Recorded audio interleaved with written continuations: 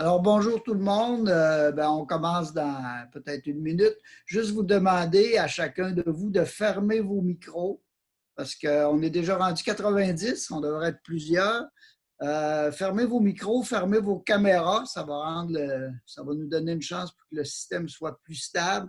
Aussi, quand les micros sont ouverts, il y a des bruits de fond, puis ça devient plus difficile. Fait que, je vous demande ça. On vous revient avec le mot de bienvenue de notre PDG Christiane Pelchat dans quelques secondes. Merci.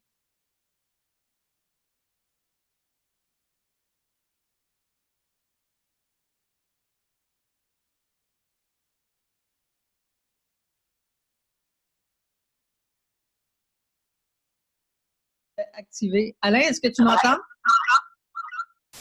Oui, on t'entend. Tu es en ligne. Il y a 100 personnes qui t'entendent. Écoutez, bonjour tout le monde. Bonjour tout le monde. Écoutez, ça me fait plaisir de vous parler ce matin. Juste vous dire que dans la presse plus, ce matin, il y avait un petit message de la direction. En fait, il y avait un erratum, alors carrément, qui disait qu'il s'excusait d'avoir confondu réseau d'aqueduc et traitement des eaux et que, etc., etc. Donc, notre message a très bien passé. Je pense que c'est une bonne nouvelle. On continue. Je pense que Alain et vous tous et toute l'équipe de réseau, vous faites un excellent travail et ça donne une inspiration pour les autres communautés de pratique. Et on est en train de regarder comment accompagner certains de nos autres membres qui ne sont pas nécessairement en urgence ou en service essentiel comme vous l'êtes tous et toutes, mais qui auraient peut-être aussi besoin d'un appui un peu plus pointu. Je vous laisse à Alain et à la session d'aujourd'hui. Je remercie Alain, toute l'équipe de réseau et tous les bénévoles, Marie-Claude Besner, notre VP sectoraux en premier et tous les autres bénévoles dont vous êtes. Je vous salue et on suit ça de très près. Merci. Alors, merci Christiane. On vient de sauter le 100 personnes. Bravo! Je vous dirais, on a un contenu qui est chargé. On va finir la réunion. Tout le monde, on a des engagements. On a booké ça à notre agenda, puis on vous le remercie de 9 à 10. On va on va aller assez rapidement pour passer à travers le contenu qu'on a là, puis terminer à 10 heures. OK, on continue. Juste les conférenciers aujourd'hui, moi, je vais être un peu le modérateur. On a le docteur Patrick Levallois et docteur Luc Bérère qui vont être là pour nous parler des aspects santé. Yann Courtemanche du ministère de l'Environnement va être là pour nous parler de l'application réglementaire. Finalement, Jean-François Baudet de la Ville de Montréal va nous présenter le cas de comment ça se déroule au niveau de la Ville de Montréal. C'est sûr aussi, on va le voir tantôt, mais les gens du ministère de l'Environnement, l'APSAM, le MAMACH et le ministère de la Santé qui sont des précieux collaborateurs qui sont là présents pour répondre à nos questions. Important, je le disais tantôt, on va le répéter à chaque fois, coupez vos micros. Tout au long, puis là, je vous le dis à chaque fois, tout au long de la conférence, vous avez des questions à poser. Vous y allez par le petit bouton converser ou chat qui est en bas de votre écran. Vous posez les questions en vous nommant, en écrivant votre nom, posez votre question et identifiez la personne à qui la question s'adresse. C'est important. On a quelqu'un chez Réseau qui prend les questions, les compile, les synthétise, les regroupe quand c'est des questions qui se regroupent, puis qui va les demander pour vous à la fin de la présentation. Ce qui est important, on le dit toujours, ça ne remplace pas les obligations, normes et consignes. C'est un peu une plateforme de discussion. On vous présente l'information qu'on a, qui est en date d'aujourd'hui. C'est sûr que tout le monde, on le sait, ça évolue dans le temps en fonction des connaissances et de ce qui se passe. Je disais tantôt, nos collaborateurs qui sont là pour répondre à nos questions aujourd'hui. On a Miguel Herrero, Caroline Robert, Marie-Ève Boucher, Hélène Guénette qui sont avec nous. Merci beaucoup à vous d'être là. Rapidement, au niveau du contenu aujourd'hui, Objectifs et mise en contexte, considération de santé publique qui va être un point important, l'application des exigences réglementaires en période de pandémie au niveau de l'eau potable et d'eau usée, ça va être important. Portrait de la situation à la Ville de Montréal, le plan d'action en évolution, conclusion. Ce que je vous propose, puis la façon qu'on va fonctionner, je pense, qui est le plus efficace pour être capable de tirer le meilleur profit de notre présentation. On va vous présenter les points 1 très rapidement, mais 2 et 3, un à la suite de l'autre. C'est des sujets qui sont différents. On va vous demander, puis ça va être important, à mesure que vous allez avoir des questions durant les présentations, soyez à l'aise et posez-les par écrit avec la petite boîte chat. Comme je vous disais tantôt, nous, on va les écrire puis on va les poser à la fin de ces 2 présentations-là à nos conférenciers. Dépendamment du temps qu'on aura, on verra. Si on a du temps, on va aller avec le cas de la Ville de Montréal. Si on ne l'a pas, il sera reporté à la prochaine rencontre. Mais aussi, si on fait la présentation avec Jean-François de la Ville de Montréal, on aura une période de questions qui va venir s'ajouter après le point 4, rapidement en fin de présentation, plan d'action en évolution et les conclusions.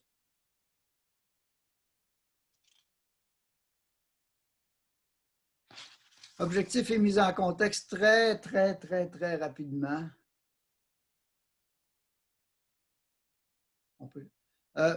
Finalement, c'est toujours un peu les mêmes objectifs, ajuster nos plans d'action. Ça fait déjà presque pas loin d'un mois qu'on est dans cette problématique-là de façon très intense. Les plans d'action sont développés. On est à les ajuster. On est souvent, c'est plus seulement des plans d'action, c'est des actions. On est dans l'action à partir de ce qu'on a déjà planifié. Vous verrez, puis prendre 2 minutes pour vous dire que par rapport au plan d'action, la plupart des stations, des organisations, des groupes qui sont responsables des réseaux d'aqueduc, les réseaux d'égouts, on a mis en place des mesures d'hygiène, on a mis en place des mesures de distanciation, on a réorganisé les horaires de travail, les façons de travailler, les équipes, etc. Puis cet aspect-là est et va devenir encore plus importante quand on va avoir à aller un petit peu plus loin dans la démarche, quand on va, si on a des problématiques plus importantes, souvent vous allez voir revenir la notion de contact significatif. Contact significatif revient souvent avec distanciation, mesure d'hygiène. Puis c'est ça, à un moment donné, qui va servir de critères. Est-ce qu'on regarde des gens au travail ou est-ce qu'il faut les sortir dans telle ou telle condition? On l'a vu un peu la semaine passée, mais je reviens là-dessus. Contact significatif, c'est un dénominateur, un point qui est très important. Ce qu'on présente aujourd'hui et dans tous ces webinaires-là, on va parler de stations de traitement, mais ça touche autant l'eau potable que l'eau usée. Puis quand on parle de stations ou usines, pensons aussi réseau d'aqueduc, les préposés, les techniciens qui travaillent sur les réseaux de distribution, les réseaux d'égouts. Aussi, ça fait partie de, même si on ne les nomme pas toujours spécifiquement, là, ça fait partie de notre présentation, de notre contenu. Très rapidement, on continue.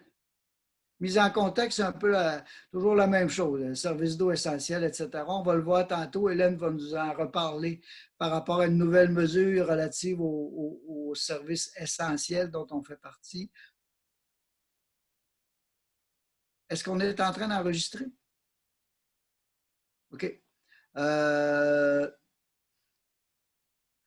Ce qui est important de voir aussi, c'est que bon, on travaille là-dedans depuis un petit bout de temps. Quand on regarde les courbes qui nous sont présentées, les différents graphiques à l'INSPQ, entre autres, ils nous présentent les tableaux pas mal toujours à jour. On est des gens qui sont habitués de travailler avec des graphiques, des tendances et d'essayer de voir ce qui s'en vient. Quand on regarde les graphiques qui nous sont présentés, il n'y a rien qui nous dit qu'on est qu'on est en période de stabilisation, de diminution de la problématique. On voit qu'on est en croissance. Ça veut dire que par rapport à nos organisations, il ne faut pas s'endormir, il faut être proactif, puis il faut continuer à planifier des mises en place éventuelles de mesures qui seront encore plus importantes. Il ne faut pas, comme on dit au Saguenay, il ne faut pas dormir au gaz. C'est toujours là, puis il faut continuer à s'améliorer, à peaufiner nos plans d'action et probablement à commencer à les mettre en place aussi. Considération de santé publique. Prochaine. Monsieur Patrick Levallois, qui était avec nous la semaine passée, est là aussi pour répondre à des questions. Le docteur Luc Bérère aussi s'est joint à Patrick pour venir répondre aux questions. La façon dont on va fonctionner, la semaine dernière, on est arrivé avec des questions qui venaient du milieu. Cette semaine, on va continuer un peu dans la même veine. Il y a du nouveau questionnement, des nouvelles questions qui ont été transmises. On les a mis en papier, on les a adressées, puis M. Levallois et Bérère vont être en mesure de répondre à ces questions-là qui sont déjà adressées. Si vous avez des questions supplémentaires, soyez bien à l'aise de les poser durant la présentation. Ça va nous faire plaisir de les transmettre, puis profiter aussi de la présence de ces gens-là, M. Levallois et Bérère, qui sont vraiment des spécialistes là, au sein de l'INSPQ et de la santé publique. Ça va? La semaine dernière, la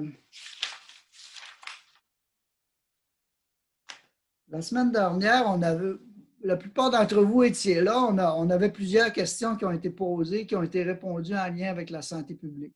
On vous avait dit qu'on avait le projet de monter un guide ou une fiche questions-réponses. Cette fiche-là, elle a été travaillée avec Dr Levallois, M. Bérère et d'autres médecins de l'INSPQ, du département de santé publique, ont été répondus.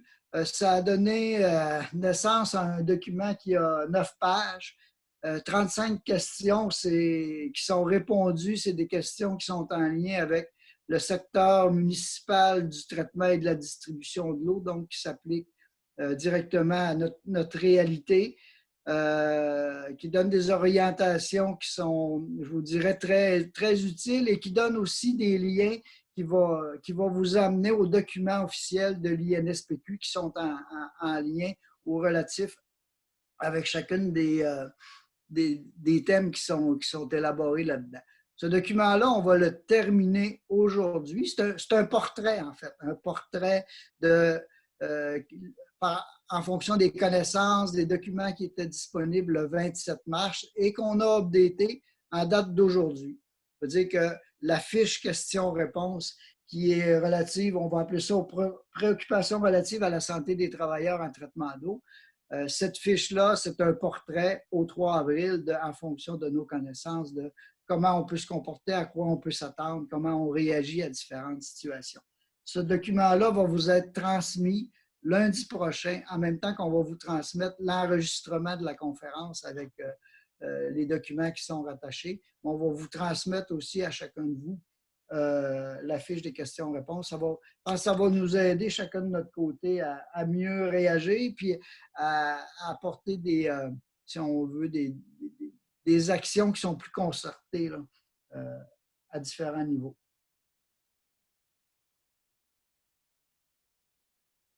Santé publique, je vais laisser la parole à Dr Levallois et Dr Bérère, mais une question de la semaine qui est revenue souvent, c'était par rapport au retrait préventif. Retrait préventif des gens, des travailleurs qui ont des maladies chroniques ou des cas immunodéprimés. En fait, c'est qu'on disait, je vais vous lire la question parce que c'est important. Le retrait préventif de nos employés essentiels à cause des maladies chroniques de cas d'immunodéprimés est une préoccupation pour plusieurs organisations. Question à nos deux experts. Est-ce que c'est possible d'avoir une liste des maladies chroniques qui exigent un retrait en fonction du risque réel qui est encouru dans les stations de traitement ou au niveau des réseaux de distribution? Écoutez, je vais donner tout de suite la parole au Dr Bérère parce que c'est lui le spécialiste des retraits préventifs. Mais ce que je peux vous dire, c'est qu'actuellement, il n'y a pas de liste de maladies chroniques, mais il va vous détailler un peu la procédure pour le retrait préventif. Luc?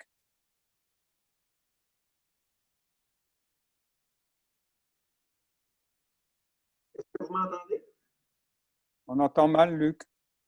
Bon, vous m'entendez mal, OK. Tu peux mettre ta caméra aussi, si tu veux. Ah ben, ma caméra, je l'avais mis, mais elle a été bloquée centralement. You cannot start your video because the host has stopped it. Alors, désolé, c'est central, mais vous m'entendez, là? Bon. Oui, très bien. Bon, ben, c'est déjà ça. Si vous ne me voyez pas, dans le fond, vous en portez pas plus mal. alors je ne suis pas un canon de la beauté. Pour la question de la liste, la première chose que moi j'aimerais discuter avec vous, c'est le processus qui est déjà prévu pour gérer l'exercice du droit de retrait préventif qui ne s'applique pas que pour la travailleuse enceinte, à l'article 40 de la LSST, mais aussi à l'article 32 pour l'ensemble des travailleurs. Est-ce que je peux faire un partage d'écran pour vous montrer l'article 32? J'ai envie de... You cannot screen share while the other person is sharing. C'est malheureux. Bon, OK. Je vais vous lire l'article 32 dans le fond. Pour vous expliquer. La première chose aussi que je voudrais mentionner, c'est que moi, je suis spécialiste en médecine du travail. Je ne suis pas un avocat. Donc là, c'est certain que le tissu législatif en milieu de travail est très élaboré. Il y a la loi sur la santé et la sécurité du travail, la loi sur les accidents de travail et les maladies professionnelles, il y a la loi sur les normes du travail. Il y en a d'autres. Il y a des règlements, de nombreux règlements. Alors, donc, évidemment, comme médecin du travail, on travaille avec cet environnement juridique, mais je n'ai pas la prétention de vous donner des avis juridiques parce que je ne voudrais pas me faire reprocher de pratiquer illégalement le droit, n'est-ce pas? Vous voyez l'ironie de la chose. Alors, donc, l'article 32 de la loi dit que, là, je cherche, ici, je l'ai là. Un travailleur qui fournit à l'employeur un certificat attestant que son exposition à un contaminant comporte pour lui des dangers, eu égard au fait que sa santé présente des signes d'altération, peut demander d'être affecté à des tâches ne comportant pas une telle exposition. Plus fort, on entend mal. Hein? Bon, ben, mon Dieu. Bon, ben, écoutez, de toute façon, je ne vous lirai pas le libellé complet de l'article, mais simplement vous dire que c'est prévu l'exercice du droit de refus dans le cadre de la loi sur la santé et la sécurité du travail. Donc, comment faut-il gérer ça? Ben, de mon point de vue, c'est en fonction des paramètres qui sont à l'article 32 et suivant de la loi sur la santé et la sécurité du travail. En fait, le certificat visé à l'article 32 peut être délivré par le médecin responsable de l'établissement. Je vous rappelle que vos établissements sont desservis par des équipes de santé au travail en lien avec le directeur de santé publique et que vous avez tous, en principe, à ma connaissance, un programme de santé spécifique à l'établissement. Et de quoi est responsable un médecin responsable au sens de la LSST? Bien, d'élaborer et de voir la mise en application de votre programme de santé. Donc, si un travailleur exerce son droit d'être réaffecté, à ce moment-là, c'est le médecin responsable qui, le premier, devrait délivrer ce certificat-là. Si c'est un autre médecin, on vous arrive avec un certificat médical, c'est un autre médecin que le médecin responsable, à ce moment-là, ce médecin-là doit consulter le médecin responsable. Et s'il n'y a pas de médecin responsable, ce qui ne m'apparaît pas, qui ne devrait pas être le cas, mais nos rangs s'étiolent avec le temps, toujours est-il qu'à ce moment-là, il faut consulter le directeur de santé publique. Exactement la même démarche qui est prévue pour le retrait préventif de la travailleuse enceinte. Alors, donc ça, c'est le cadre général. Maintenant, quelqu'un me demandait aujourd'hui, oui, mais là, on est en urgence sanitaire, est-ce que l'application de la loi de la santé et de la sécurité du travail s'applique ou on ne devrait pas? Est-ce que c'est différent? Bien, écoutez, là, il faut demander à un avocat là, compétent dans le secteur municipal. Là, c'est définitivement au-delà de mes compétences ou de mon interprétation juridique de la chose. Alors ça, c'est pour le premier volet. Donc, existe-t-il, la première question, existe-t-il des maladies chroniques? Puis là, vous pouvez poser des questions, mais des maladies chroniques existent dans la retraite. Apparemment, il y a des gens à l'Institut, cette question-là a été posée, il y a des gens qui travaillent dessus. Le fruit de ce travail-là n'est pas encore connu. Il y a une fiche pour l'immunosuppression qui est disponible et Patrick va vous en transmettre les liens. Il y a une fiche et il y a une liste de maladies en lien avec les malades immunosupprimés atteints du VIH, toutes sortes de cancers, certaines médications, etc. Et là, c'est pas possible. Vous savez, l'exercice du droit de retrait préventif est un droit individuel. Donc là, c'est certain qu'on peut se référer à des listes, mais à chaque fois, c'est une appréciation individuelle selon mon interprétation de la chose qui doit être faite par le médecin responsable quand il y en a un, sinon par le directeur de santé publique ou le médecin qui le désigne. Alors, à Québec, au national et au Nunavik, parce que je suis médecin du travail dans ces deux régions-là, c'est moi qui va se faire interpeller. Au Nunavik, certainement moi, parce que je suis tout seul. Est-ce que vous m'entendez bien, M. Lalumière? Je vous vois parler. C'est parce que je parle, puis c'est normal. Voulez-vous me dire quelque chose? Non, non, je vous entends très bien. C'est parce que je suis au téléphone en même temps avec ma gang. D'accord. Excusez. Vous savez, la communication, la technologie, des fois, ça joue des tours. Ça fait que je me demandais si je parlais tout seul, finalement. Bon. La deuxième question. Existe-t-il une liste des maladies dont l'employeur pourrait maintenir le personnel au travail si certaines conditions de prévention? Écoutez, mon collègue Denis Laliberté, capitaine national, a transmis un projet de fiche lundi à l'INSPQ pour les eaux usées. Je vais vous dire, le message général, c'est que si les mesures générales de prévention qui devraient déjà être en place dans le secteur municipal pour les gens qui travaillent dans un milieu contaminé comme celui du traitement des eaux usées, bien, les mesures de prévention qui sont déjà en place, si elles sont bien déployées, bien, devraient prévenir la transmission de la COVID-19 comme les autres maladies. Alors voilà pour donc, et tout ça devrait avoir été discuté avec votre comité de santé et sécurité déjà dans le cadre de votre programme de santé spécifique à l'établissement, me semble-t-il. La question du traitement des eaux usées, ça devrait être une priorité à quelque part. Et en plus, vous êtes soutenu à cet égard par votre association sectorielle prioritaire. Me semble-t-il. Je n'ai pas pu tout vérifier depuis qu'on m'a posé la question hier matin, que j'avais d'autres choses à l'agenda, mais ceci dit, certainement que je vais aller jeter un coup d'œil et certainement que la personne de l'APSAM, si elle est présente, pourra ajouter à ce sujet-là. Oui, bonjour à tous. Je vous ai envoyé les hyperliens dans le chat pour la loi sur la santé et sécurité avec l'article 32, puis les hyperliens pour la fiche de l'INSPQ sur l'immunodéficience, puis on parle aussi de certaines maladies chroniques, mais comme le dit M. Bérard, il faut un certificat médical, il faut aussi avoir un avis juridique dans certains cas. Donc, la réponse n'est pas simple, peut être complexe dans certains cas. Donc, je vous invite à visiter régulièrement notre site web qu'on met continuellement à jour. On est une équipe de 6 avec une webinaire, une documentaliste qui suivons toutes les publications mondiales sur ce sujet. Merci beaucoup. Alors, pour la question suivante, s'il n'y a pas d'autres questions, en fait, M. Lalumière, voulez-vous que les questions soient posées à la fin? Ou comment, parce que c'est peut-être plus simple, je ne sais pas. Peut-être mieux de continuer. OK. Alors, il est de notre responsabilité d'appliquer le retrait préventif d'un employé pour protéger, et là, évidemment, j'ai une barre noire dans ma page, protéger un proche.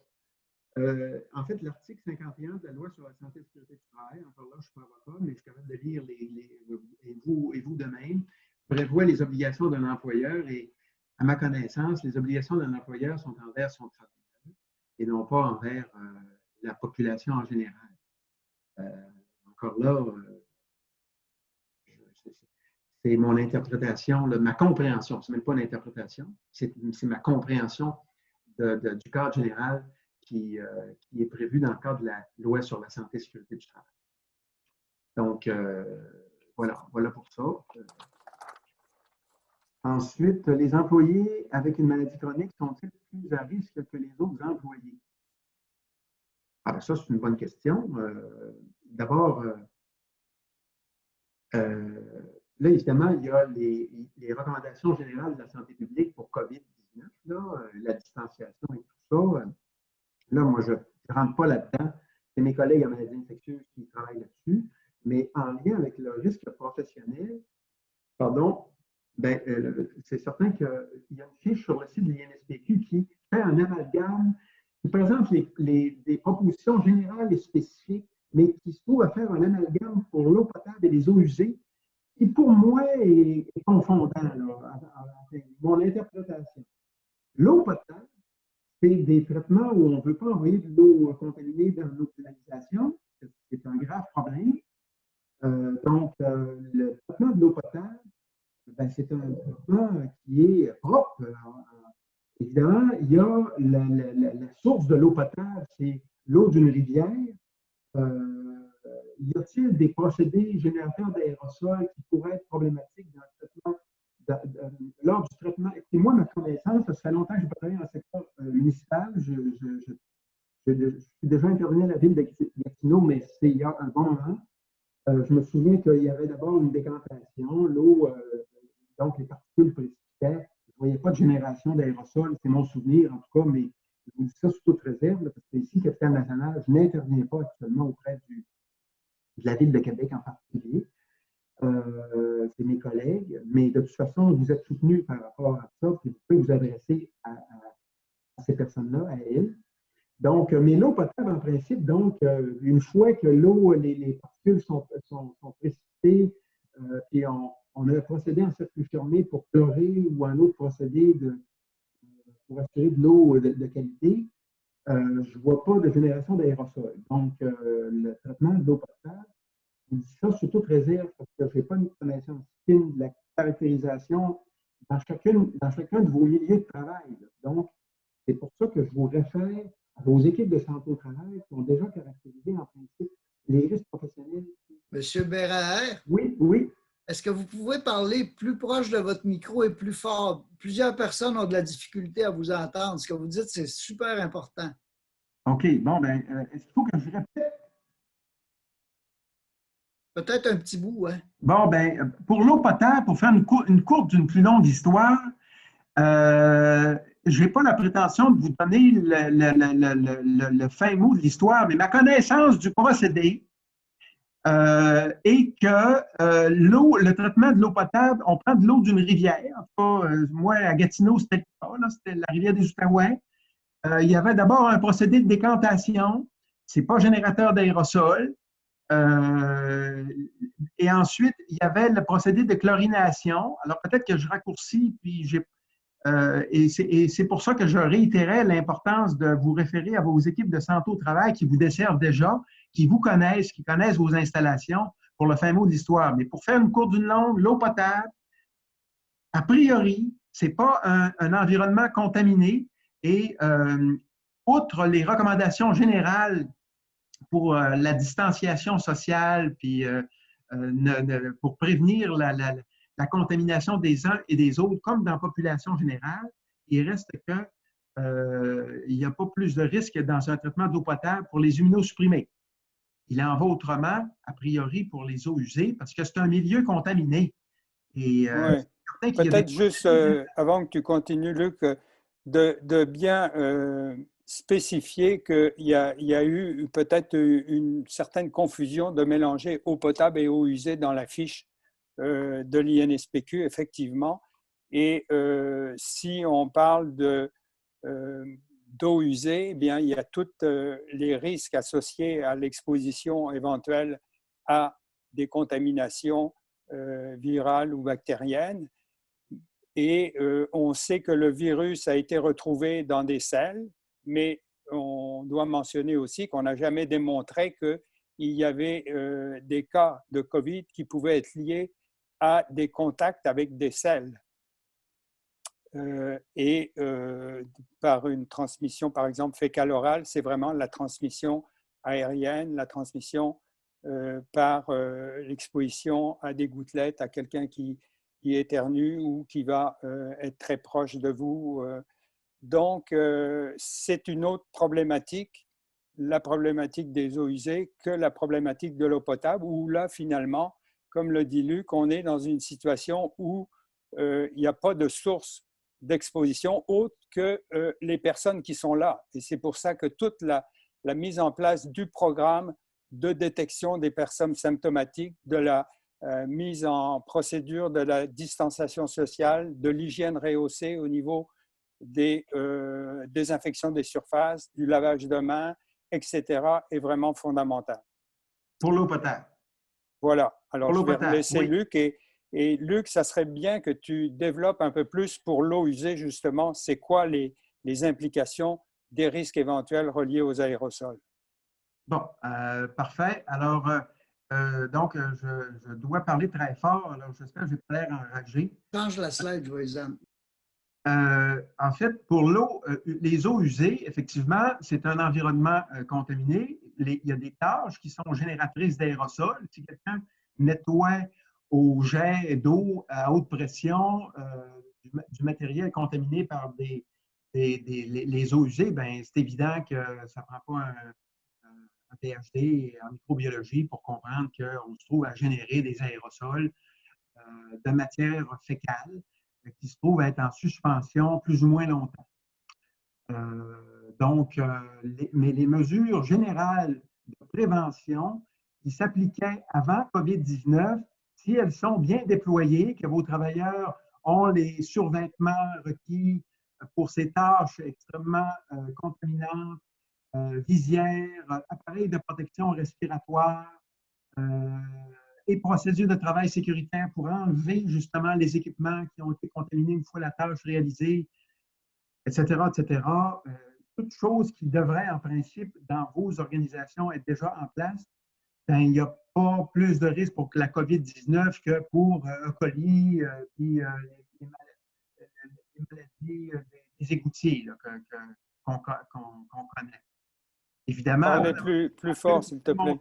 Avant d'avoir de la littérature. On entend mal, Luc. Parlez plus fort. S'il vous plaît, peut-être on pourrait, je pense qu'on a pas mal fait le tour. Pas mal couvert, oui. L'important, c'est de suivre les pratiques habituelles qui, normalement, sont protectrices. Et par contre, de rehausser toutes les autres mesures d'hygiène recommandées pour la prévention de la COVID. Je nous presse un petit peu, le temps file. Il nous restait peut-être une question rapidement concernant la mesure de la température corporelle comme moyen efficace de détection. Ça, je peux en parler quelque peu. C'est certain que c'est un symptôme qui est retrouvé quand même fréquemment dans le cadre de tableau de COVID, mais par contre, il n'est pas toujours présent. On dit peut-être même pas la moitié des gens vont avoir de la température au début. Et deuxièmement, la température varie, peut être basse à cause de prise de médicaments, peut être basse parce qu'elle est prise à un autre moment de la journée, un appareil qui est différent, etc. Donc, ce n'est pas une mesure fiable et c'est pour ça qu'il faut surveiller ces symptômes, principalement température, évidemment, surtout si on se sent un peu mal, mais les autres aspects, c'est la toux et les difficultés respiratoires. Ceci dit, le ministère de la Santé a ajouté la perte brutale de l'odorat, en particulier chez des jeunes personnes, qui maintenant est rentré dans le tableau du ministère de la Santé comme un symptôme possible qui s'intègre au tableau de COVID. Par contre, les symptômes digestifs sont très rares et non spécifiques, ne rentrent pas là-dedans. mais c'est sûr qu'il y a des personnes qui peuvent avoir d'autres symptômes, mal de gorge, fatigue, etc. Mais il reste que la température est un élément important, mais ne peut pas être un élément de dépistage pour détecter les personnes qui seraient infectées. Voilà. Bien, merci beaucoup. Peut-être en fin de cette section-là, peut-être Hélène, tu voudrais nous donner de l'information supplémentaire?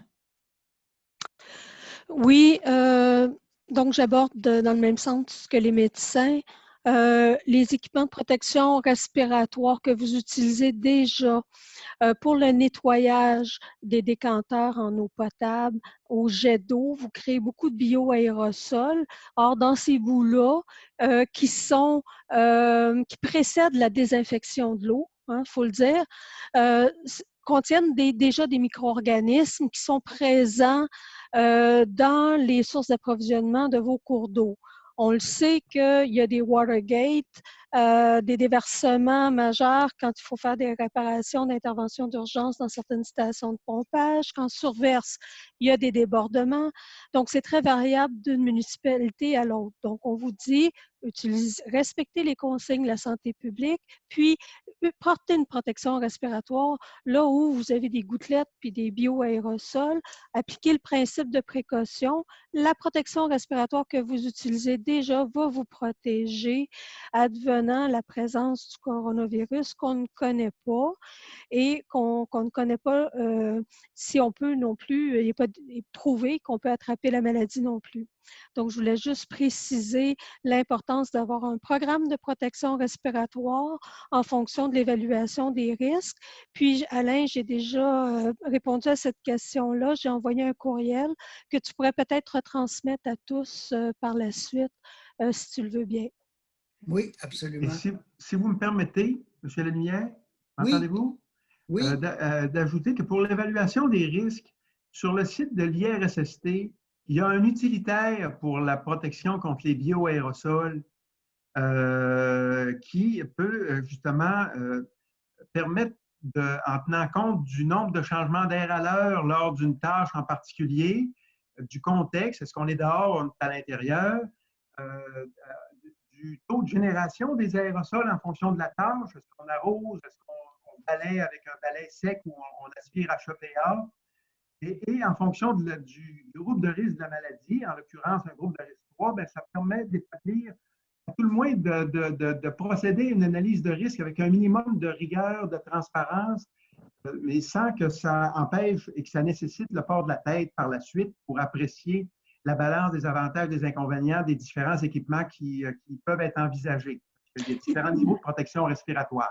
L'hyperlien est déjà dans le courriel avec tous les documents de référence à l'IRSST, à l'INSPQ, puis à la CNESST.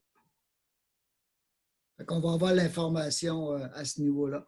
Là, je nous presse un petit peu.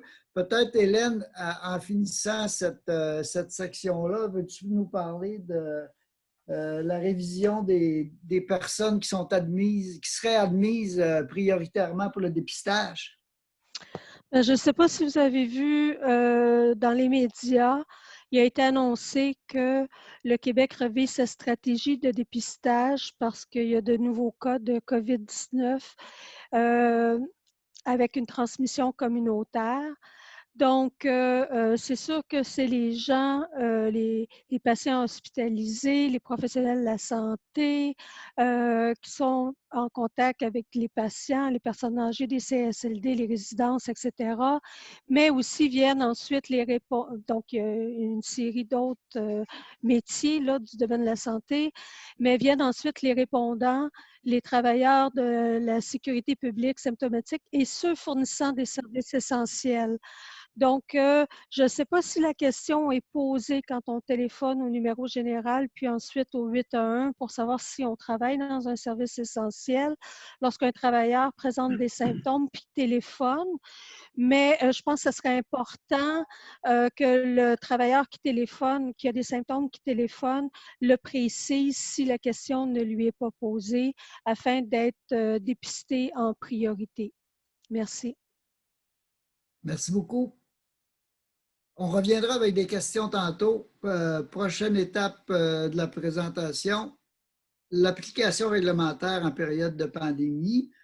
On a M. Yann Courtemanche, directeur adjoint du Centre de contrôle environnemental pour le ministère de l'Environnement et de la lutte contre les changements climatiques, qui va nous présenter rapidement 2 documents qui ont été transmis à chacune des municipalités. Réseau, on vous a fait suivre aussi ces documents-là la semaine dernière et en début de semaine.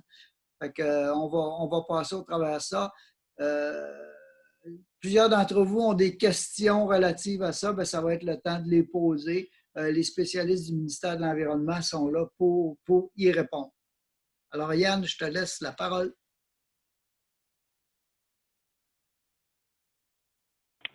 Oui, est-ce que vous m'entendez bien? Oui. Oui, parfait. Alors, merci de l'invitation. Bonjour tout le monde. Alors, ça me fait plaisir d'être là avec mes collègues Caroline Robert, directrice de l'eau potable, et Marie-Ève Boucher, directrice adjointe au niveau de la direction des eaux usées. Moi, je représente, si on veut, les directions régionales du Centre de contrôle environnemental du Québec. Donc, les directions régionales qui travaillent avec vous pour s'assurer du respect des lois, règlements, etc. Donc, je vais passer au travers 2 documents qui ont été préparés exprès pour vous. Ces documents-là ont été diffusés à Réseau, à l'UMQ, à FQM. Ça a été distribué aussi via la mécanique d'urgence gouvernementale, donc via le ministère des Affaires municipales qui vous a transmis ça par courriel. Et je travaille actuellement pour qu'on mette ça aussi sur le site Internet du ministère, donc histoire que l'information soit facilement accessible. C'est des documents qui vous donnent, si on veut, des lignes générales, des lignes directrices. Alors, je vais passer assez rapidement là-dessus. Et puis après ça, on sera disponible pour prendre vos questions s'il y a lieu. Je vais le dire d'entrée de jeu. Ce qui est important ici, on vous donne des lignes générales. On vous donne, comme on dit, la température de l'eau. Pour les questions bien particulières, on va essayer de répondre à ce qu'on peut. Mais votre porte d'entrée au ministère, vous le savez, c'est les directions régionales. Elles sont au courant de ce que je vous dis ce matin. Elles ont eu les mêmes documents. On a l'occasion de parler avec eux au quotidien. Donc, moi et toute notre équipe, ça nous permet de voir qu'est-ce qui se passe sur le terrain, aussi les webinaires qu'on a avec vous à chaque semaine. Donc voilà, fait qu'hésitez pas, les directions régionales sont là pour vous. Je vais commencer avec l'eau potable. Au niveau de l'eau potable, les priorités, et là, vous allez comprendre, je vais passer vite, là, j'ai comme l'impression de dire des choses que vous savez d'emblée déjà, mais bon, c'est important de le dire pareil. Donc, toujours maintenir la distribution de l'eau, qu'elle soit potable ou pas, ça, c'est prioritaire. Prévoir le personnel compétent, évidemment, et puis le suivi microbiologique de l'eau distribuée. Au niveau de nos attentes, et là, le message que je vous donne là, on l'a adressé aussi à d'autres secteurs du Québec, que ce soit des industries ou encore en agriculture, mais encore plus pour vous. Vous êtes un ordre de gouvernement, vous êtes imputable aussi envers la population. Donc, nous, notre rôle, le ministère, naturellement, c'est de s'assurer du respect des lois, disons, des éléments les plus importants qui vont garantir la sécurité, la santé. Maintenant, on fait preuve de tolérance. On fait preuve de tolérance compte tenu de la situation actuelle. On connaît vos réalités. On le sait déjà que les règles de confinement, de distanciation sociale, ça a des impacts. Donc, on n'est pas déconnecté de ça. Donc, nous sommes tolérants. Au niveau des priorités, évidemment, vous le savez, puis vous en avez parlé les dernières semaines. Donc, poursuivre le suivi de la qualité de l'eau potable. S'il y a certains suivis qui sont impossibles à faire, là, ça sera important de nous aviser, les directions régionales. On va pouvoir vous aider là-dedans. Regardez avec vous s'il y a d'autres solutions, puis sinon, au moins qu'on le sache. Évidemment, si vous avez des avis à diffuser à votre population, on va en être informé. Et là, je vous dirais, c'est comme d'habitude. Et ce que je vous dis aussi, c'est teinté par le fait que on le sait que la capacité analytique, les laboratoires privés ou même gouvernementaux, c'est des services essentiels, ils continuent à opérer. On sait par contre que la capacité analytique a diminué. Au niveau des eaux usées, notamment, là, on va être plus permissif. Au niveau de l'eau potable, moins. C'est cohérent. Et puis, ben, les laboratoires, évidemment, ils ont été avisés que tout ce qui touchait l'eau potable, bon, légionellose, type, là, tout ce qui a trait à la santé, là, évidemment, c'est ce qui est prioritaire. Donc, les autres aspects, ben, ceux-là, on y va avec ce qu'on est capable de faire. Évidemment, tout ce qui est obligation administrative, des rapports à remettre avant le 31 mars, le 1er mai ou je ne sais trop. Écoutez, là-dessus, nous, on pénalisera personne. Encore là, le mot d'ordre, c'est tolérance. L'important, c'est que vos usines fonctionnent, que vous soyez capable de garantir que l'eau qui sort au bout est potable, puis à défaut, ben, d'émettre les avis qu'il faut. C'est ça la priorité. Pour ce qui est de remplir le rapport, à savoir si vous avez mis sur Internet votre rapport sur l'eau en général de votre municipalité, on est capable de s'endurer. Au niveau des précisions supplémentaires qu'on peut apporter au niveau de l'eau potable, écoutez, je reviens à mon document rapidement. J'ai déjà abordé ça. Au niveau du personnel compétent, vous dire, j'ai vu dans vos discussions que c'est déjà la réalité. Les retraités qu'on rappelle, des étudiants, des personnes qui connaissent comment ça fonctionne. Donc, écoutez, on est tolérant, on est très souple là-dessus.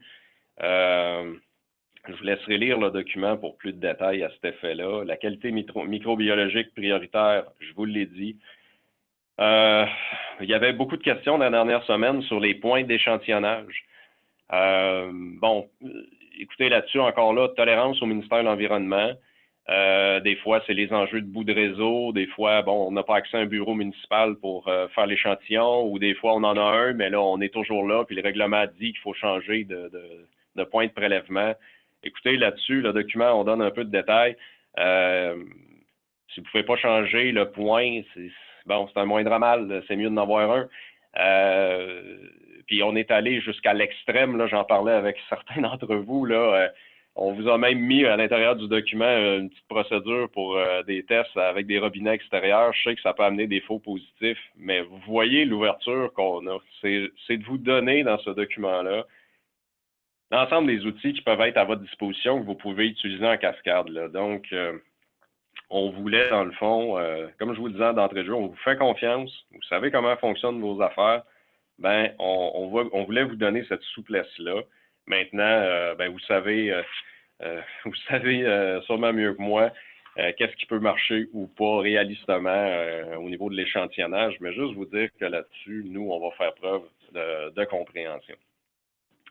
Au niveau de l'eau potable, j'insiste pas davantage. L'eau usée, le document qu'on a préparé, pour ceux qui ont lu les deux, vous avez vu qu'un a inspiré l'autre. Donc, je vais aller rapidement. Au niveau des eaux usées, ben, je ne vous surprendrai pas qu'il faut maintenir la collecte. C'est l'objectif prioritaire. Après ça, bien évidemment, maintenir le traitement de l'eau, maintenir le personnel compétent et le suivi de la qualité des effluents. Encore là, tolérance. C'est notre mot d'ordre. Les exigences administratives, comme je vous dis, on va être capable de s'endurer. Ici, on a une particularité, on a le système SOMAE qui nous permet d'être en lien quasi direct avec vous. Là-dessus, sur SOMAE, si ce n'est pas déjà fait, là, il va y avoir des messages plus précis là, pour vous guider dans notre tolérance. Donc ça, là-dessus, ça s'en vient. Ça va être sur la page d'accueil du SOMAE. Ce que je vous dis là-dessus, au niveau des exigences administratives, ce qui nous importe principalement, c'est évidemment les avis au ministre lorsqu'il y a des débordements.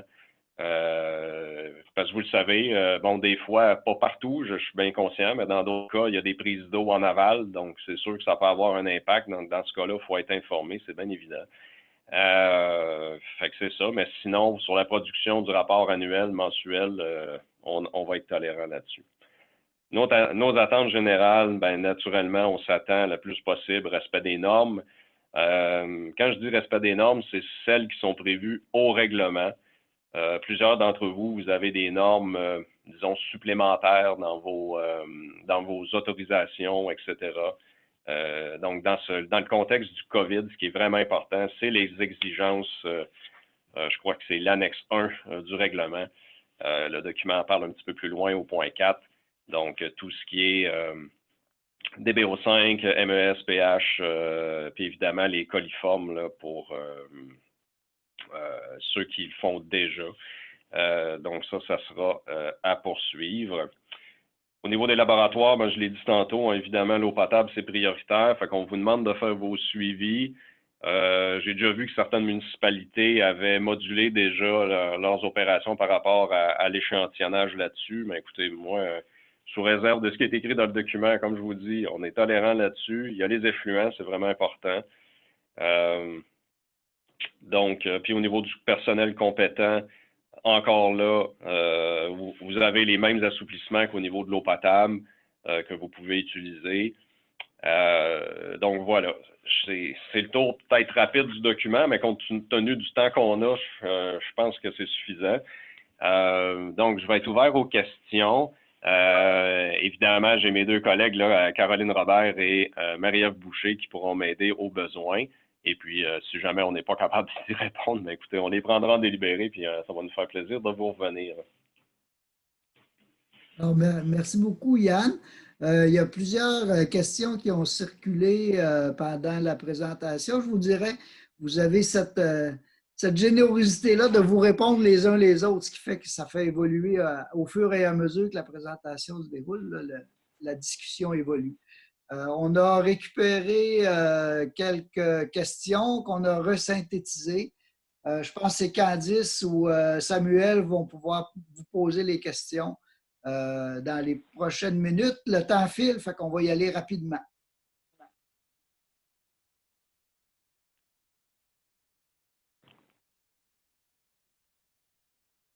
Oui, bonjour, donc candidat de chez Réseau Environnement. J'avais des questions qui ont été posées, dont on n'a pas eu de réponse dans le chat, notamment une question de Chantal qui demande « Est-ce que les responsables de la santé publique peuvent être amenés à réquisitionner l'équipement de sécurité des municipalités, considérant la pénurie croissante de ces éléments de protection ?» Candice, est-ce que tu pourrais répéter la question? On n'a pas sûr qu'on a vraiment tout le monde bien compris, là. Alors, je la lis telle quelle. Est-ce que vous me recevez bien? Oui. Donc, une question de Chantal. Est-ce que les responsables de la santé publique peuvent être amenés à réquisitionner l'équipement de sécurité des municipalités, considérant la pénurie croissante de ces éléments de protection? Question qui s'adresse à M. Levallois, peut-être? Vraiment, je ne suis pas capable de répondre. Luc, est-ce que toi, tu peux... Écoutez, moi non plus, je ne peux pas répondre à cette question-là, si ce n'est, pardon, que de mentionner, excusez-moi, que, en fait, les travailleurs du secteur municipal sont des travailleurs stratégiques et que, en fait, ils doivent être bien protégés si on veut les maintenir au travail plutôt que de les isoler chez eux. Donc là, c'est est-ce qu'on déshabille Jacques pour habiller Jean? Je vous laisse avec la question. Ah, ça va, merci. Est-ce qu'on a une autre question? Oui, on en a une autre, considérant qu'il n'y a pas forcément tout le temps des salles de bain et des lavabos disponibles et que plusieurs personnes utilisent des lingettes dans les postes de pompage ou de relèvement pour se laver les mains et qui sont déposées dans la poubelle. Ces lingettes, est-ce que le COVID-19 peut vivre sur une lingette et quelle est sa durée de vie? moi, je n'ai pas l'information, mais ça ne doit pas durer très longtemps. Mais la question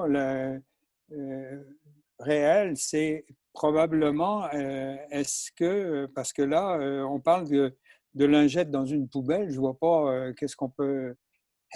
On ne devrait pas la retoucher ensuite, mais c'est la question plus générale, c'est qu'une fois qu'on a utilisé une lingette, on la dépose dans une poubelle, mais quand on a besoin d'une autre, on en reprend une nouvelle, etc. Donc, je pense qu'il on ne s'occupe plus de celle qui a été souillée, là. Merci. Mais sur la durée de vie, je vais vérifier. Si j'ai l'information, je vous reviendrai. Monsieur Bérard? Je n'ai rien à ajouter. Merci. Une autre question? Oui, Alain. Est-ce que tu m'entends, Michel Bécancourt? Alain? Oui? Est-ce que tu m'entends? C'est Michel Bécancourt. Oui? Garde, moi, j'ai deux opérateurs, on parle de tolérance, mais j'ai deux opérateurs. Un qui était en congé de maladie à long terme et l'autre qui était devenu acheteur à la ville, qui n'ont pas leur certificat à date. Mais c'est deux personnes qui ont des decks en traitement de l'eau. Est-ce que je peux les faire opérer à la centrale présentement? Peut-être Yann ou Caroline? Ouais, je peux répondre à ça. Écoutez, quand je regarde les priorisations qu'on vous offre là-dedans, bon, on permet que des étudiants dans le domaine concerné et sous supervision.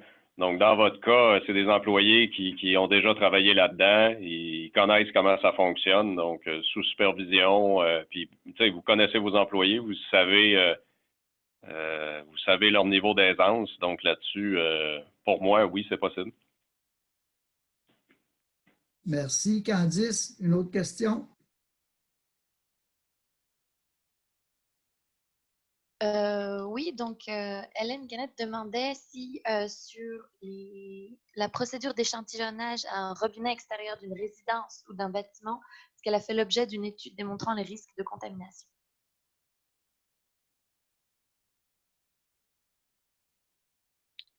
Parle de contamination. Oui, c'est Caroline Robert. Je peux peut-être répondre là-dessus. Les gens sont bien au courant, certainement, que dans le règlement sur la qualité de l'eau potable, c'est pas quelque chose qu'on permet en temps normal. C'est parce que effectivement, il peut y avoir des risques plus élevés d'avoir des défauts positifs en lien avec les robinets extérieurs. Donc, ici, on est dans une situation où l'idéal, on ne peut pas toujours l'atteindre. Donc, on vous offre des ouvertures, mais on vous invite chacun à faire preuve de regarder ça à la lumière de votre propre réalité et pas dire le ministère nous permet de faire des robinets extérieurs, donc c'est ce qu'on fait. Si vous avez d'autres options qui sont déjà en conformité avec le règlement, privilégiez ces autres options-là. Mais si vous êtes à court d'options, on aimerait quand même qu'il y ait des échantillons, ne pas avoir du tout d'échantillons, ne pas avoir de résultats. Ça laisse quand même les gens dans l'incertitude. Donc, on privilégie d'avoir des résultats, mais c'est sûr que, sachant que c'est des robinets extérieurs aussi, dans l'interprétation, c'est des éléments donc, qui pourront être pris en compte. Mais on vous invite à être très... à évaluer ça à la lumière de votre propre réalité et évidemment à prendre toutes les précautions requises là, pour désinfecter les robinets en question et ne pas vous ramasser avec de la contamination qui résulterait d'un animal qui s'est promené sur le robinet extérieur ou d'un poyau d'arrosage qui aurait traîné là depuis 6 mois. Bref, on se fie à votre intelligence dans l'application de mesures de tolérance comme celle-là. Merci, Caroline. Est-ce qu'on a une autre question, Candice? Il y en a plusieurs autres, oui. Peut-être qu'une question de Carole Fleury concernant est-ce que le MELCC peut être informé en temps réel des débordements en temps de pluie ou seulement des déversements en temps sec qui seraient causés par des bris ou des travaux comme c'est déjà fait à Montréal? C'est une bonne question. Marie-Ève Boucher, est-ce que tu pourrais y répondre, s'il te plaît? Oui. Alors, ce qu'on souhaite recevoir, là, puis encore une fois, là, c'est dans les meilleurs délais, là, dès que c'est possible pour vous, là, c'est pour l'urgence et temps sec. Donc, c'est pas pour la pluie et la fonte. Je ne sais pas si ça répond à la question. Ça va. Merci. Candice, une autre question?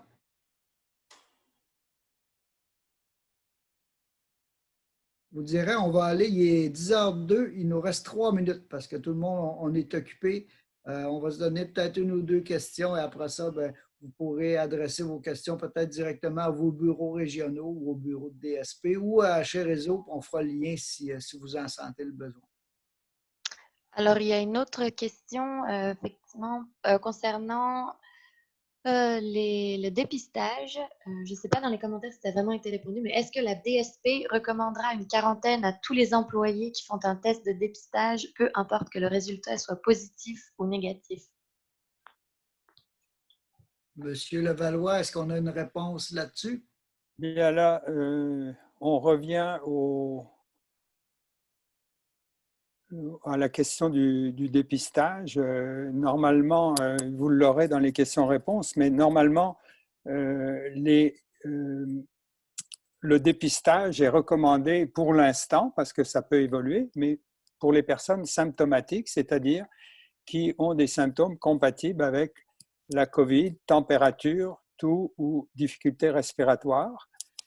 Et c'est certain que si ces gens-là ont ces symptômes-là, bien, ils doivent être retirés du travail le temps qu'on a le résultat de leur dépistage. Mais c'est sûr que la situation, comme on dit, peut évoluer et que des dépistages soient faits chez des gens qui ont moins de symptômes, mais ce n'est pas le cas à l'heure actuelle. Quand on parle de priorisation, c'est priorisation pour passer le test, mais pour l'instant, c'est toujours chez des personnes symptomatiques. Donc, automatiquement, il est recommandé qu'elles ne rentrent pas au travail. Merci. Le temps file. Une dernière question. Je vois une question qui a été posée. Bonjour, devrait-on débuter dès maintenant des rotations d'horaires de 7 jours ou atteindre le confinement obligatoire? Peut-être M. Levallois nous donner une orientation. Peut-être il faudrait avoir un peu plus de précision. Là. Qu'est-ce que peut-être toi, Alain, tu es capable d'expliciter ça, là, la procédure? Bien, je vous dirais, ce que moi je disais tantôt, c'est qu'on est peut-être rendu, quand on voit l'évolution de la situation, on est peut-être rendu à aller un petit peu plus loin dans nos plans d'action, dans qu'est-ce qu'on met en place comme protection. Puis je vous dirais, on est vendredi, cet après-midi, on va en parler avec les gens qui sont proches du comité d'organisation du webinaire, mais sûrement on s'interroge déjà à qu'est-ce qui s'en vient et qu'est-ce qu'on peut mettre en place comme mesure supplémentaire. C'est en fonction de l'évolution de la situation à l'heure actuelle. Oui, c'est une approche globale de gestion, c'est sûr, qui dépasse comme telle la santé publique, mais qui est vraiment importante, c'est sûr. C'est des choses, tout le monde, vous savez, on travaille beaucoup ça en collégialité, tout le monde ensemble, puis dans les prochains jours, c'est des questions qu'on va se poser tout le monde. On va vous revenir probablement avec ce sujet-là au prochain webinaire. C'était déjà dans ma tête, je pensais déjà à ça. C'est juste, c'est Yannick Forti qui a posé la question de Saint-Eustache. C'est juste parce il y a plusieurs villes qui ont fait déjà certaines procédures d'isolement de travailleurs, de mettre des équipes un peu en stand-by. Nous, on n'a pas la quantité de personnes pour faire. On regarde de faire des rotations 7 jours avec un 14 jours de pause en 3 équipes. Je sais que tout le monde a sa petite version. Et je me demande si on devrait partir maintenant ou encore attendre à voir ce que M. le Premier ministre va nous relayer comme information, ou si c'est le trigger qui me manque, le point où ce qu'on dit oui, on part. Parce que là, il y en a qui font des petits bouts, puis il y en a d'autres qui n'en font pas, puis on ne sait pas trop comment s'enligner là-dedans. J'aimerais ça intervenir, Alain. Il y a de plus en plus de plaintes à la CNESST concernant l'imposition d'horaires de travail et de confinement. Ce qui est important de dire, c'est que dans un plan particulier d'intervention en cas de pandémie, il est important d'avoir une hiérarchie des moyens avec des critères bien précis basés sur les recommandations de la santé publique. Il faut respecter les libertés individuelles, la conciliation travail-famille. Puis pour ça, on suit les recommandations de la santé publique. Il faut évaluer les risques de l'imposition d'horaires avec des gardes et du confinement sur les risques ou les effets collatéraux que ça peut engendrer. Vous savez qu'on essaie d'aplatir la courbe. En aplatissant la courbe pour que le réseau de santé réponde à la demande, on étire la courbe dans le temps. Donc, ce qu'on peut observer, c'est une fatigue accentuée chez nos travailleurs et ça peut engendrer d'autres risques. Maintenant, la réponse est complexe, puis elle est variable d'une municipalité à l'autre. Certes, à l'issue de cette pandémie, ça va être important, je crois, avec Réseau Environnement, de faire un post-mortem de tout ça, puis de voir quelle est la hiérarchie des moyens à mettre en place en cas de pandémie, parce qu'il va y en avoir d'autres, d'accord?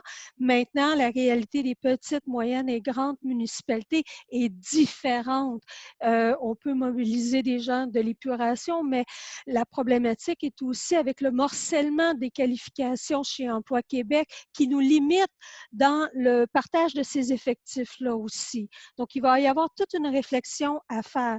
Certes, il y a eu des plaintes à la CNESST, donc les villes qui sont concernées, je vous invite à partager la décision de la CNESST pour les différents cas de figure que vous avez rencontrés par rapport aux plaintes liées aux modifications des conditions de travail. Certes, dans tous les cas, on va vous demander de vous adresser à un conseiller juridique en droit du travail et en droit municipal. Merci beaucoup. Merci Hélène, le temps file, on a beaucoup de personnes qui quittent, fait que je veux terminer rapidement, vous remercier d'avoir été là. Notre prochain rendez-vous, on est déjà au congé pascal la semaine prochaine, fait que notre prochain rendez-vous va être avancé à jeudi de 9h à 10h. On va vous envoyer les convocations avec un petit peu les sujets qu'on va traiter en tout début de semaine prochaine. Alors, merci beaucoup d'avoir été là, merci aux collaborateurs. Et si vous avez des besoins particuliers, gênez-vous pas. Réseau Environnement, on est là pour vous aider. Hélène aussi, tout le monde. Merci beaucoup.